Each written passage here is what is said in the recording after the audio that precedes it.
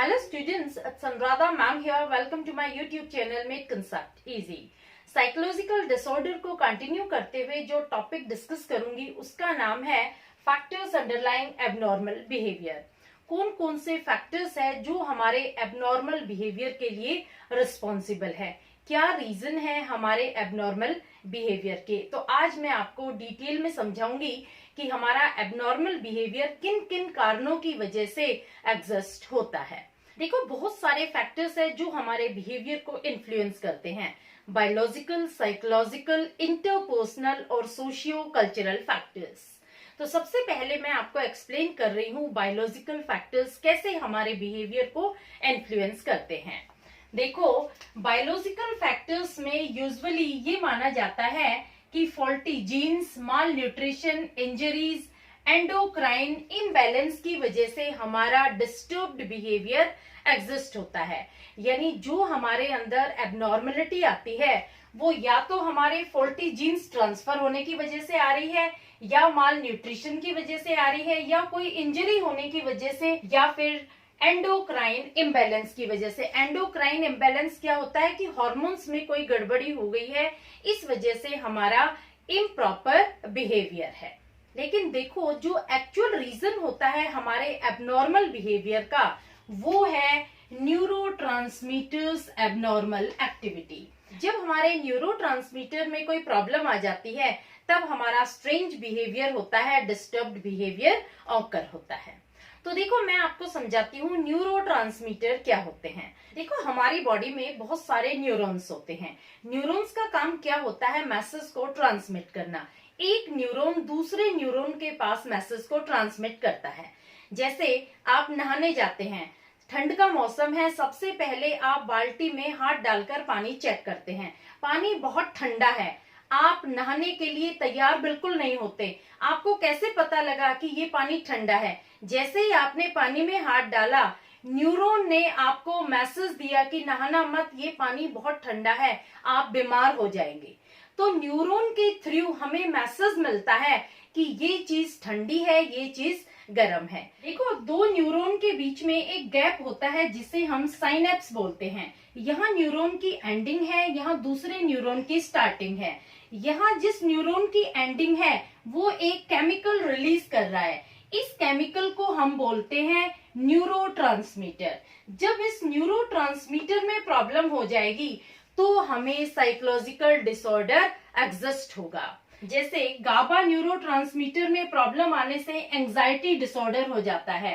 Dopamine neurotransmitter की abnormal activity की वजह से स्किज़ोफ्रेनिया डिसऑर्डर एग्जिस्ट होता है। सेरोटोनिन की लो एक्टिविटी की वजह से डिप्रेशन अराइज होता है। आपको पता है स्किज़ोफ्रेनिया क्या होता है? देखो, स्किज़ोफ्रेनिया एक मेंटल डिसऑर्डर है, ये एक सीरियस मेंटल इलनेस है। इसमें क्या होता है कि पर्सन रियल वर्ल्ड और इमेजिनरी वर्ल्ड में कंफ्यूज हो जाता है। उसका बिहेवियर अनएक्सपेक्टेड होता है, बहुत स्ट्रेंज वे से वो बिहेव करता है। उसे हेल्यूसिनेशन हो जाता है। हेल्यूसिनेशन कैसे होता है? जैसे वो कहता है मुझे कुछ सुनाई दे रहा है, मुझे कुछ दिखाई दे रहा है, देखो यहाँ कोई बैठा है। इस तरह की एक्टिविटीज वो करता है जो एक्चुअल में वहां कुछ भी प्रेजेंट नहीं होता। वो इंसान अपने लोगों से तो कटा कटा रहेगा और जो मिस्टीरियस चीजें होती हैं उनसे वो जुड़ जाता है। तो इस तरह की एक्टिविटी जो पर्सन करता है उसको स्किज़ोफ्रेनिया की प्रॉब्लम होती है, उसको ये डिसऑर्डर एग्जिस्ट होता है। क्लियर? अब देखो, अब मैं आपको बताती हूँ जेनेटिक फैक्टर्स। देखो, साइकोलॉजिकल डिसऑर्डर के लिए जेनेटिक फैक्टर्स को भी रिस्पॉन्सिबल माना जाता है। जेनेटिक फैक्टर्स क्या होते हैं कि जो जीन्स आपके पेरेंट्स से आप में ट्रांसफर हो जाते हैं उन्हें बोलते हैं जेनेटिक फैक्टर्स। सपोज आपके पेरेंट्स को कोई बीमारी है, आपको भी वो बीमारी गिफ्ट में मिल जाती है, यानी वो जीन्स के थ्रू आपको बीमारी मिली है। अगर आपके पेरेंट्स को डिप्रेशन है तो आपको भी डिप्रेशन होगा। अगर आपके पेरेंट्स को एंजाइटी है तो आपको भी एंजाइटी होगी। अगर आपके पेरेंट्स को स्किज़ोफ्रेनिया की प्रॉब्लम है तो हो सकता है आपको भी ये प्रॉब्लम अराइज हो जाए। ये बीमारी कैसे होती है कि जीन्स ट्रांसफर हो जाते हैं। अब देखो, कौन सा पर्टिकुलर जीन्स ट्रांसफर होता है ऐसा कुछ नहीं पता। एक जीन्स की वजह से बिहेवियर में कोई इन्फ्लुएंस नहीं होता। बहुत सारे जीन्स कंबाइन होते हैं और कंबाइन होने के बाद वो ह्यूमन के बिहेवियर को इन्फ्लुएंस करते हैं। तो ह्यूमन को जो डिसऑर्डर होता है उसके लिए जेनेटिक फैक्टर्स को भी रिस्पॉन्सिबल माना जाता है। इसके बाद आते हैं साइकोलॉजिकल मॉडल्स। देखो, जो चीजें हमारी फीलिंग, हमारे इमोशंस और हमारी थॉट्स को कंट्रोल करती है वो हमारे बिहेवियर को इन्फ्लुएंस करती है। जब हमारी थॉट में, हमारी फीलिंग में कोई कंफ्लिक्ट चलता है तो हमारा एबनॉर्मल बिहेवियर एग्जिस्ट होता है। इसका एग्जाम्पल है maternal deprivation, faulty parent child relationship, severe stress. देखो, जब आपके इंटरपर्सनल रिलेशन आपके पेरेंट्स के साथ अच्छे नहीं हैं, आपकी अच्छी बॉन्डिंग नहीं है, आपका बिहेवियर रिलेक्टेंट है अपने पेरेंट्स के लिए, आप हमेशा नेग्लेक्टेड फील करते हैं, आप स्ट्रेस में रहते हैं, तो आपका एबनॉर्मल बिहेवियर एग्जिस्ट होगा। साइकोलॉजिकल मॉडल को आगे फर्दर 5 पार्ट्स में डिवाइड किया गया है। सबसे पहले आपको मैं फर्स्ट पार्ट एक्सप्लेन कर रही हूँ, साइकोडायनेमिक मॉडल। साइकोडायनेमिक मॉडल क्या होता है कि हमारे दिमाग में अनकॉन्शियस मेंटल कॉन्फ्लिक्ट्स चलते हैं। हमारा जो एबनॉर्मल बिहेवियर होता है वो अनकॉन्शियस फोर्सेस का रिजल्ट होता है। देखो, यहाँ कॉन्शियसनेस में कोई अवेयरनेस नहीं होती, हमारा जो अनकॉन्शियस माइंड है उसमें कॉन्फ्लिक्ट चल रहा होता है। बहुत सारी चीजें ऐसी होती है जो हमारे अनकॉन्शियस माइंड में होती है। जैसे फ्रॉइड ने बताया था कि हमारी पर्सनालिटी को डेवलप करने के लिए 3 एलिमेंट की रिक्वायरमेंट होती है, इद, ईगो और सुपर ईगो। इद क्या करता है कि यहाँ पर प्लेजर का प्रिंसिपल डोमिनेंट होता है, ईगो में क्या होता है कि रियलिटी का प्रिंसिपल डोमिनेंट होता है और सुपर ईगो में मोरालिटी का प्रिंसिपल डोमिनेंट होता है। इद में क्या होता है कि हमारी जिद होती है, हमें जो चीज चाहिए वो चाहिए ही। दूसरा, ईगो क्या करता है कि हमें समझाता है कि नहीं, आप अगर कोई चीज ले रहे हो तो प्रॉपर तरीके से लो, आप रियलिटी के प्रिंसिपल को फॉलो करके चीज लो, अदरवाइज उसे मत लो। और सुपर ईगो हमें गाइड करता है कि नहीं, अगर आपको रिक्वायरमेंट नहीं है उस चीज की तो उस चीज को मत लो। देखो, इसका एक बहुत अच्छा एग्जांपल हो सकता है, एक आइसक्रीम वाला खड़ा है और आपका मन आइसक्रीम खाने को कर रहा है, आपके पास पैसे नहीं है, तो आपकी ईद क्या कहती है कि मैं आइसक्रीम इससे छीन के खा लेता हूँ। लेकिन आपका ईगो क्या कहता है कि नहीं, ये तरीका सही नहीं है, आप जाके पूछ के आइसक्रीम ले लो, अगर वो दे देता है तो खा लेना, अदरवाइज मत लेना। लेकिन आपका सुपर ईगो आपको क्या समझाएगा कि नहीं, अगर आपके पास पैसे नहीं है तो आप आइसक्रीम मत खाओ। तो इन तीनों में जब कन्फ्लिक्ट चलता है तो हमारा एबनॉर्मल बिहेवियर एग्जिस्ट होता है। क्लियर? इसके बाद आता है बिहेवियरल मॉडल। देखो, जो हमारा बिहेवियर होता है वो लर्निंग के थ्रू होता है।